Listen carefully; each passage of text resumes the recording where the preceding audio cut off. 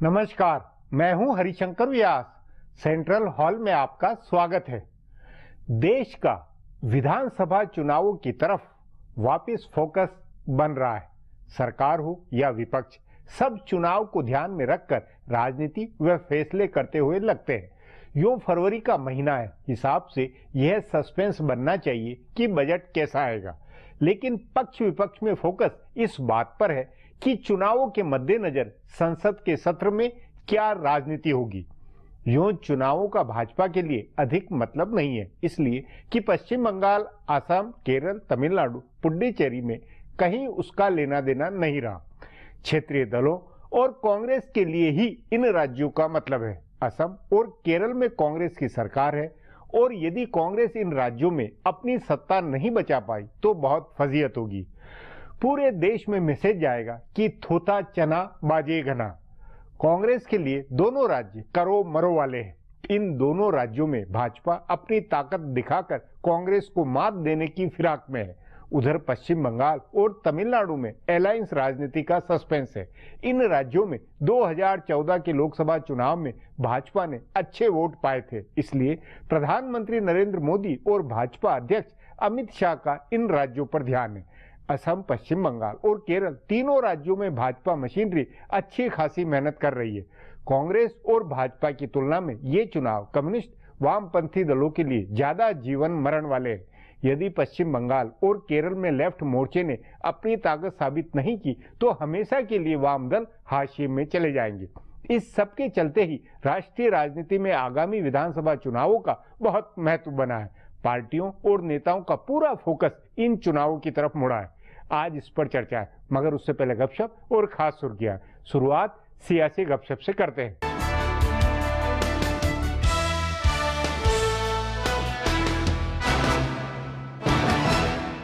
Uttar Pradesh assembly के इंतखाबात एक साल बाद होने वाले हैं, लेकिन अभी से बीजेपी के रहनुमाओं ने अपनी पोजीशनिंग शुरू कर दी है। कम से कम 3 रहनुमाओं ने गुज़िश्ता कुछ दिनों में अपनी सरगर्मी ऐसे बढ़ाई है जिससे उनकी दावेदारी सामने आई है। इसमें सबसे हैरान करने वाला नाम मरकजी वजीर बराए इंसानी वसाइल स्मृति ईरानी का है। अब तक अमेठी में उनकी सरगर्मी को राहुल गांधी के खिलाफ पार्टी की हिकमत अमली के तौर पर देखा जा रहा था, लेकिन अब कहा जा रहा है कि स्मृति ईरानी अमेठी लोकसभा में आने वाली तिलोई असेंबली सीट से इंतखाब लड़ सकती है। उन्होंने इंतखाब लड़ने और सीएम की दावेदारी से दो टूक अंदाज में इनकार भी नहीं किया। उन्होंने ये फैसला पार्टी पर छोड़ा है। वरुण गांधी को पहले से सीएम के ओहदे का दावेदार माना जा रहा है, लेकिन गुज़िश्ता दिनों उन्होंने भी अपना पत्ता फेंका। वरुण ने हाल में हुए बल्दियाती इंतखाबात में जीते तकरीबन 60,000 नुमाइंदों को खत लिखा है। उन्होंने उनको मुबारकबाद दी है और आवाम के लिए काम करने की नसीहत दी है। इसी तरह गोरखपुर से रुकन पार्लियामेंट योगी आदित्यनाथ भी खुद ही दावेदार बने हैं। उनके गोरक्षा पीठ में भारतीय संत सभा का एक इजलास हुआ है, जिसमें साधु संतों ने योगी को वजारत आलिया का दावेदार बनाने की अपील की। योगी आदित्यनाथ की मौजूदगी में संतों ने कहा कि अगर वो वजीर आला बनते हैं तो अयोध्या में राम मंदिर की तामीर का रास्ता साफ होगा। इन 3 के अलावा भी कई पसमानदा रहनुमा और मशहूर ब्राह्मण चेहरे दावेदार बने हैं। कांग्रेस नायब सदर राहुल गांधी ने जब से पार्टी के सीनियर और बुजुर्ग रहनुमाओं के साथ सुलह सफाई की है और उनके मशवरे को तरजीह देना शुरू किया है, पार्टी में उनके करीबी कई रहनुमा परेशान हुए हैं। बताया जा रहा है कि गुज़िश्ता कुछ दिन में ऐसे फैसले हुए हैं जिनसे राहुल गांधी के बेहद करीबी माने जाने वाले रहनुमाओं की मुश्किलें बढ़ी हैं। इसकी शुरुआत प्रताप सिंह बाजवा को पंजाब सूबाई कांग्रेस के सदर के ओहदे से हटाने से हुई। बाजवा को राहुल का करीबी माना जाता था, लेकिन इंतखाबी मजबूरी में उनको हटना पड़ा। इसी तरह इंतखाबी मजबूरी में पंजाब पीपल्स पार्टी का इंतजाम कांग्रेस में कराया गया है। इसके इंतजाम से यूथ कांग्रेस के सदर राजा अमरिंदर सिंह बरार परेशान हुए हैं। गुज़िश्ता इंतखाबात में उन्होंने गिद्दरबाह सीट पर पीपीपी के रहनुमा मनप्रीत बादल को हराया था। अब बादल कांग्रेस में आ गए हैं, जिससे राजा बरार को अपनी सीट खतरे में नजर आ रही है। इसी तरह पंजाब से ही जुड़ा मामला मनीष तिवारी का वापस तर्जुमान बनने का है। पार्टी के सीनियर रहनुमाओं ने तिवारी की वापसी कराई है। इससे दिल्ली के सूबाई सदर अजय माकन परेशान हुए हैं। माकन और तिवारी का तनाजा सभी को पता है। तिवारी जब वजीर इत्तलातुन नशरियात थे और माकन कांग्रेस के मीडिया इंचार्ज, तभी से दोनों टकराते रहे हैं। उधर महाराष्ट्र में संजय निरुपम को राहुल ने जैसे तैसे बचाया है, लेकिन पार्टी के सीनियर रहनुमा उनके पीछे पड़े हुए हैं। राहुल के 3 करीबी जितेंद्र सिंह, राजीव सातव और मीनाक्षी नटराजन इन दिनों लो प्रोफाइल रखे हुए हैं। बिहार में नीतीश कुमार बेहतर हुकूमत की मिसाल रहे हैं, लेकिन अब वो बेहतर हुकूमत का नया मॉडल ला रहे हैं, जिसे लेकर बिहार के रहनुमाओं और नौकरशाहों दोनों में हड़कंप मचा है और नाराजगी भी। इस नए मॉडल को नाफिज करेंगे प्रशांत किशोर, जिनको वजीर आला ने अपना मुशीर बनाकर काबीनी वजीर का दर्जा दिया है। उनको काबीना सेक्रेटरी से ऊपर माना जा रहा है और कहा जा रहा है कि वो पूरी नौकरशाही की कमान संभालेंगे। गुज़िश्ता दिनों काबीना के इजलास में 40 से ज्यादा नए ओहदे बनाने की मंजूरी दी गई है, जिसके बारे में बहस है कि इन ओहदों पर प्रशांत किशोर के मुंतखब किए गए लोगों की तकर्रुरी होगी। इनमें ज्यादातर लोग ऐसे होंगे जो पहले से प्रशांत किशोर की कंपनी या उनकी टीम में काम कर रहे हैं। ये पेशेवर लोग होंगे। बताया जा रहा है कि पेशेवर लोगों के जरिए हुकूमत के अज़्म को पूरा करने का तरीका ओहदेदारान को रास नहीं आ रहा है। सूबे के कई अफसरान ने गैर रस्मी बातचीत में कहा है कि लोगों को लगता है कि सारे काम अफसरान करते हैं। अगर हुकूमत का कोई भी तजर्बा नाकाम हुआ तो ठीकरा नौकरशाही पर फूटना है। जो नए पेशेवर लोग लाए जा रहे हैं उनकी कोई जवाबदेही नहीं है। प्रशांत किशोर की जवाबदेही का सवाल भी अफसरान उठा रहे हैं, क्योंकि वो न तो मुंतखब किए हुए नुमाइंदे हैं और न अफसर। आरजेडी सदर लालू प्रसाद और उनकी पार्टी के सीनियर रहनुमा रघुवंश प्रसाद सिंह दोनों प्रशांत किशोर की तरक्की और कामकाज से नाराज बताए जा रहे हैं। अब आज की सुर्खियां ये लीक से कुछ हटकर है और इनसे देश की दशा दिशा को बूझ सकेंगे।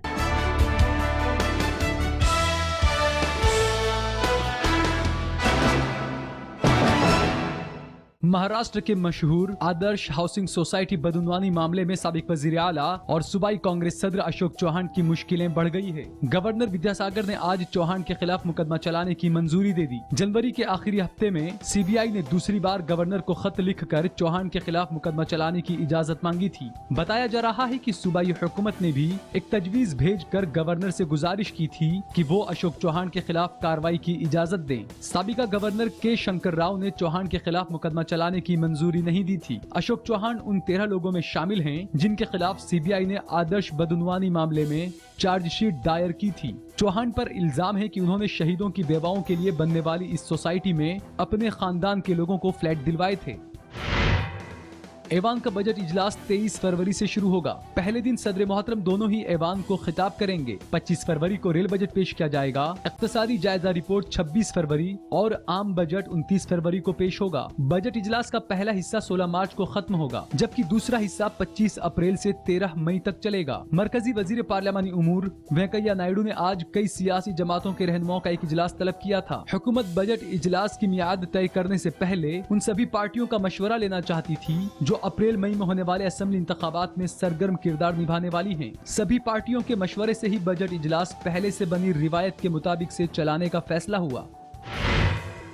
नेशनल हेराल्ड अखबार के मामले में कांग्रेस सदर सोनिया गांधी और राहुल गांधी ने 7 दिसंबर को सुनाए गए दिल्ली हाई कोर्ट के फैसले के खिलाफ अदालत उज़्मा में अपील की है। दोनों रहनुमाओं ने अदालत उज़्मा से अपील की है कि उन्हें जाती पेशी से छूट दी जाए। ज़ेरे गौर है कि दिल्ली की पटियाला हाउस कोर्ट में इस मामले में 20 फरवरी को दोपहर 2 बजे अगली समाअत होनी है। इससे पहले हाई कोर्ट ने ज़ेरी अदालत से जारी सम्मन को मुस्तरद करने की दोनों की अपील खारिज करते हुए उन्हें 19 दिसंबर को अदालत में पेश होने का हुक्म दिया था। इसके बाद दोनों रहनुमा पटियाला हाउस अदालत में पेश हुए थे। ये मामला बीजेपी रहनुमा सुब्रमण्यम स्वामी की जाती मुजरिमाना शिकायत पर मुनहसिर है, जिसमें इन पर धोखेबाजी और साजिश के इल्जामात आयद किए गए हैं।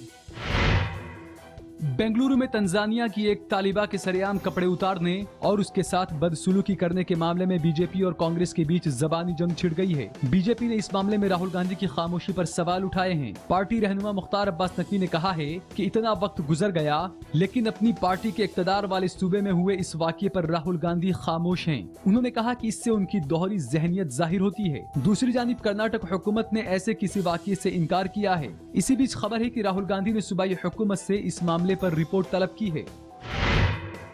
मरकजी वजीर खजाना अरुण जेटली ने उम्मीद जताई है कि अपोजिशन जमातें बात को समझेंगी और जीएसटी कानून हकीकत बनेगा। ज़ेरे गौर है कि जीएसटी पर आईनी तरमीमी बिल ऐवान बाला में अटका है, जहां मौजूदा हुकूमत को अक्सरियत नहीं है। जेटली ने 2 रोजा हिंदुस्तान सरमायाकारी इजलास का इफ्तिताह करते हुए कहा कि ज्यादातर सियासी पार्टियां जीएसटी की हिमायत कर रही हैं और मुझे यकीन है कि बाकी सियासी पार्टियों को भी बात समझ में आएगी और यह कानून जल्द ही हकीकत बनेगा। वजीर खजाना ने कहा कि हुकूमत टैक्स से जुड़े हुए अमल को भी दुरुस्त करने में लगी है।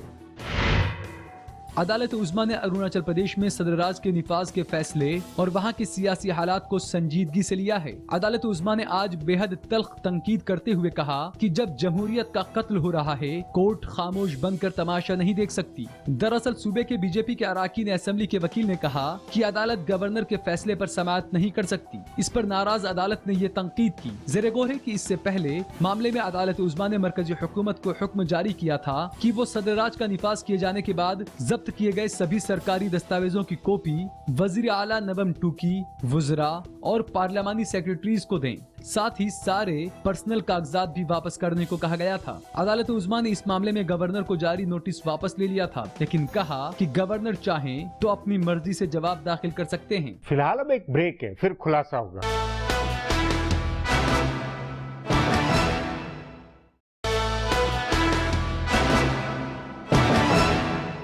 सांसदों की संख्या के कारण तमिलनाडु और पश्चिम बंगाल राष्ट्रीय राजनीति में भारी मतलब रखते हैं। केंद्र की मोदी सरकार को यदि संसद में काम निकलवाना है तो जयललिता और ममता बनर्जी की पार्टियों का समर्थन चाहिए, लेकिन इन राज्यों में क्योंकि विधानसभा चुनाव है, इसलिए ममता और जयललिता विरोध का रुख अपनाए रखेंगे। इस पर आगे चर्चा करें, उससे पहले देखें मेरा ये खुलासा।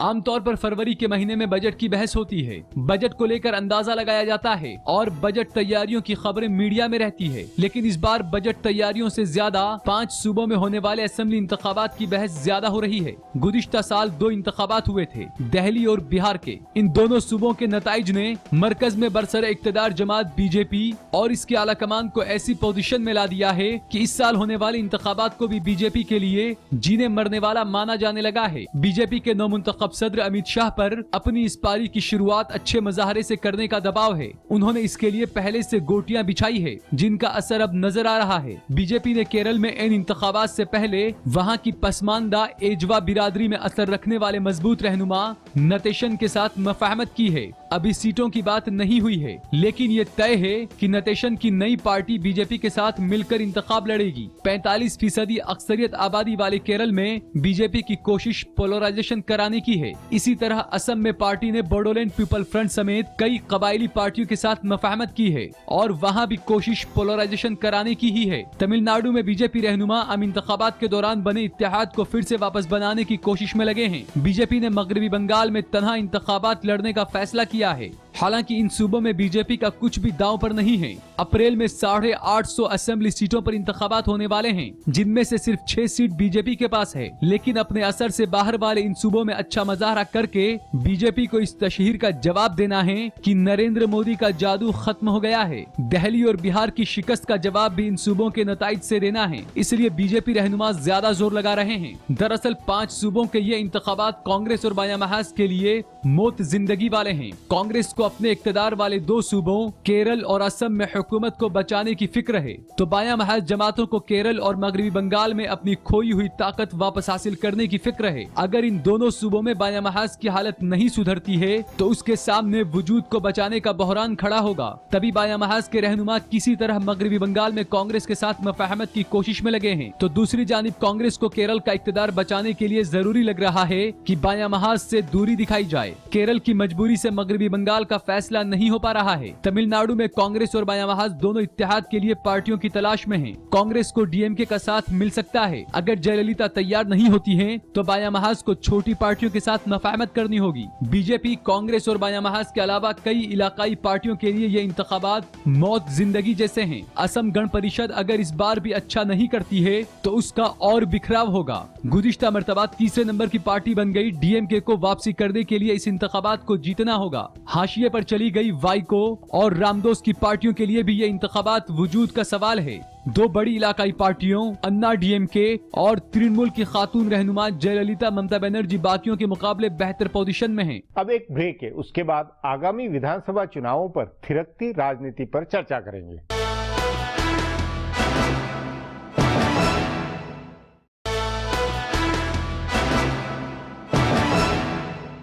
यदि गैर भाजपाई पार्टियां मुस्लिम और दलित राजनीति के मुद्दों को हवा दे रही है, तो बड़ा कारण सिर पर आए 5 विधानसभा चुनाव है।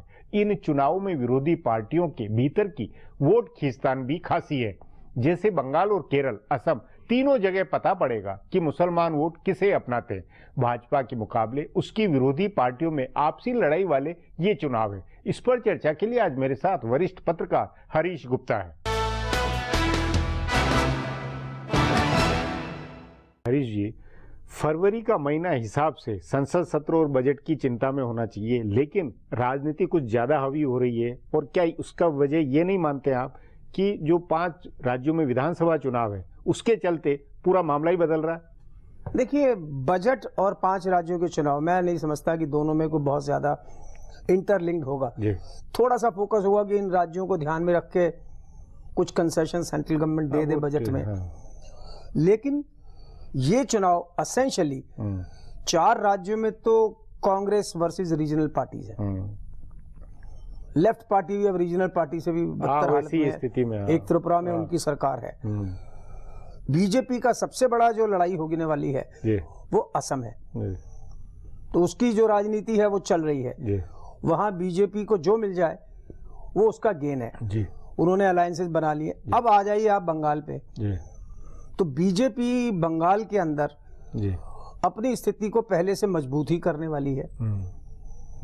मतलब कांग्रेस और तृणमूल कांग्रेस का अलायंस हो जाए तो भी, कांग्रेस और लेफ्ट का अलायंस हो जाए तो भी, बीजेपी की स्थिति वेस्ट बंगाल में अपनी स्थिति को बेहतर करने की टर्म में ही होगा। लोकसभा चुनाव से वोट बैंक भी उनका बढ़ेगा और असेंबली की सीटें भी। नहीं, ये नहीं लगता आपको कि इसको राष्ट्रीय महत्व देने के लिए बीजेपी का फोकस ये कि कांग्रेस को बिल्कुल एक तरह से उठने ही नहीं दिया जाए, ये ज्यादा फोकस बनेगा? देखिए, कांग्रेस के खिलाफ बीजेपी या कांग्रेस भी इस समय दलित राजनीति या मुस्लिम राजनीति कर रही, तो अपने वोट की चिंता में ही कर रही है। देखिए, बंगाल में कांग्रेस के हाथ में अभी भी थोड़ा सा, मैं कहूंगा, स्थिति कब्जे में है। उसका कारण है कि ममता बनर्जी आके सोनिया गांधी से मिली, जन्मदिन की बधाई दी। कांग्रेस की प्रॉब्लम यह है कि उनकी जो लोकल यूनिट है वो ममता के साथ नहीं जाना चाहती। वरना ममता कांग्रेस अलायंस अगर हो गया तो उसकी जीत सुनिश्चित है। नहीं, मेरा फिर मैं ये कह रहा हूं कि क्या ये सब जो क्षेत्रीय दल आप कह रहे हैं, सब वाम मोर्चा है, वो इन चुनावों के मद्देनजर ही केंद्र सरकार पर ज्यादा हमलावर रहेगी, ये राजनीति होती नहीं देख रहे हैं आप? नहीं, केंद्र सरकार पे हमला तो तब होगा जब बीजेपी का कहीं लॉस होगा। नहीं, लेकिन ये कि दलित के इश्यू के ऊपर सब गोलबंद होके पूरे मतदाताओं का असर, ये रणनीति बनती। 5 राज्यों में दलित का जो मुद्दा है वो मुद्दा, देखिए, चुनाव इतना, ये दलित मुद्दा इतना लंबा चलने वाला नहीं है। अल्टीमेटली ये बात हमेशा सामने आई है कि राज्यों के विधानसभा चुनाव में लोकल इश्यूज, लोकल लीडरशिप। और दूसरी बात ये है कि केंद्र सरकार को कोई भी क्षेत्रीय दल ये नहीं कह सकता कि नकारा है, काम नहीं किया। भाई, इकोनॉमी थोड़ी सी इंप्रूव नहीं हुई, उतना ही है। मोदी सरकार पर उस नाते आपके अनुसार दोनों तरफ की, पक्ष या विपक्ष में, क्या मुद्दा इसमें इन चुनावों में 5 में एक कंबाइंड कोई मुद्दा आउटलाइन बनती है? मैं समझता हूं इसमें आउटलाइन एक ही बनेगी। राहुल की जो कांग्रेस की लीडरशिप है, ये चुनाव उसकी परीक्षा है। ये मोदी की और अमित शाह की परीक्षा नहीं है। क्योंकि बीजेपी का तो वोट बैंक और सीटें हर राज्य में बढ़ने वाली है। आप सत्ता में नहीं भी आएंगे तो कहेंगे भाई हमने प्रयास किया, नहीं आए, ठीक बात है, फिर करेंगे। लेकिन अगर कांग्रेस के हाथ से कहीं केरल खिसक गया तो क्या होगा? असम में आप देख ही रहे हैं जो स्थिति है, गठबंधन वहां पे बढ़ रहे हैं। तो कांग्रेस के लिए चुनौती ज्यादा है और असम में कांग्रेस की बड़ी चुनौती है। चौथी बार तरुण गोगोई को 14 साल के बाद की उसकी इनकम्बेंसी में। तो केरल में आप देख रहे हैं क्या हो रहा है। ओमन चांडी के खिलाफ जो, नहीं तो वही ओमन चांडी के खिलाफ जो हुआ है वो भी एक तरह से राजनीति है। वो केंद्र या जो भी हो, जो मतलब कांग्रेस बनाम बीजेपी की लड़ाई का ही मामला, और उसका असर फिर बीजेपी नहीं है, और उसका असर फिर दिल्ली के अंदर संसद सत्र में भी होगा।